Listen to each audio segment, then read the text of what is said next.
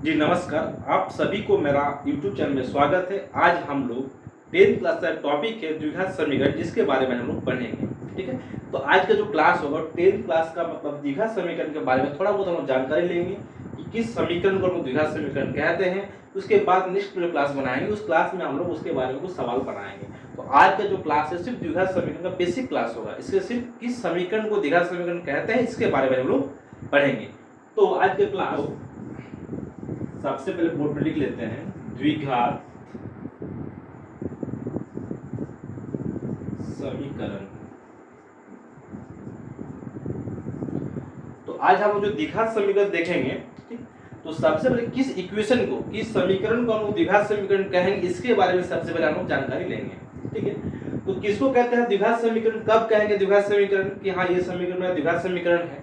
तो सबसे पहले इसको पहचानने का तरीका क्या है, इसका फॉर्म होता है। समीकरण में क्या होता है, एक फॉर्म होता है। इस फॉर्म में रहेगा तो ही हम इस समीकरण को हम लोग द्विघात समीकरण कह सकते हैं। जैसे इसका फॉर्म क्या होता है, इसका फॉर्म होता है ax² plus bx plus c equal to 0।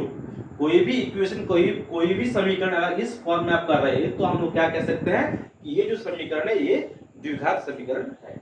इसमें और कुछ कंडीशन है। क्या कंडीशन है कि देखिए इसमें x का जो घात होगा, ये x जो चर है पहला, इसका जो घात होगा अधिकतम 2 ही हो सकता है, 2 से अधिक नहीं हो सकता।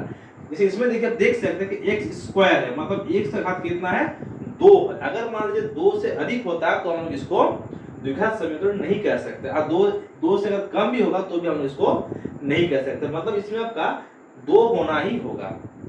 ये तो कंडीशन हो गया। साथ में क्या देखिए इसमें a b और c एक आपका मान दिख रहा है, ये हमेशा वास्तविक संख्या होगा। क्या होगा, हमेशा a b और c का वैल्यू जो होगा ये हमेशा वास्तविक संख्या होगा। ठीक है, ये हमेशा वास्तविक संख्या होगा। और क्या होगा ना, और पहला जो a का वैल्यू है, ये a का वैल्यू कभी भी 0 नहीं होगा। मतलब a not equal to 0, a का वैल्यू कभी भी 0 नहीं होगा। और ये सारा कंडीशन फुलफिल होता है तो ही हम लोग कह सकते हैं कि ये समीकरण जो होगा ये द्विघात समीकरण होगा। फॉर एग्जांपल तौर पर लेते हैं, जैसे यहाँ लिखे हैं देखिए 5x² plus 2x plus 3 equal to 0।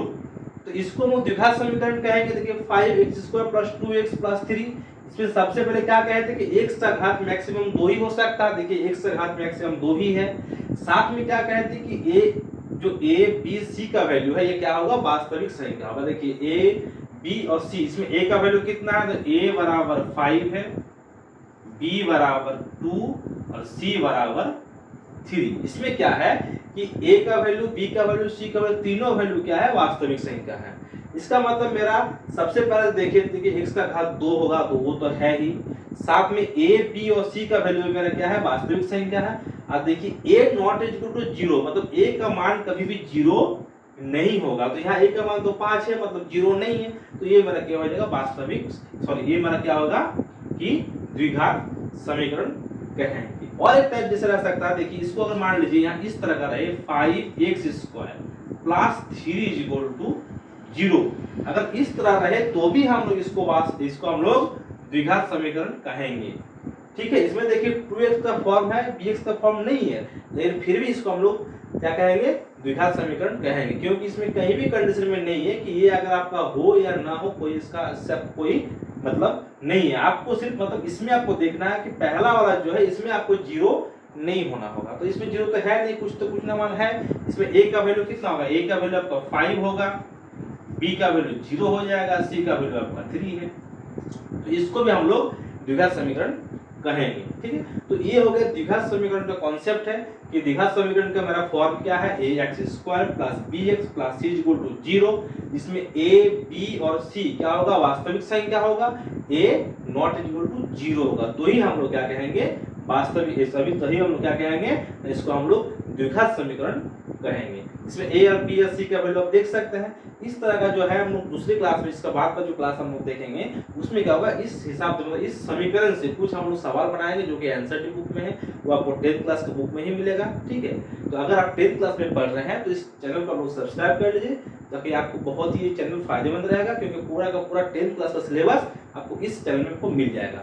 ठीक है, तो आज की क्लास जो है सिर्फ इसका मतलब समीकरण पे छोड़ देते हैं। नेक्स्ट क्लास जो होगा इसका हम लोग आगे कुछ एनसीईआरटी बुक से सवाल बनाएंगे, तो फिर हम लोग आगे इसका कैसे यूज करता है, इससे कैसे बनाते हैं, वो हम लोग आगे हम लोग देखेंगे।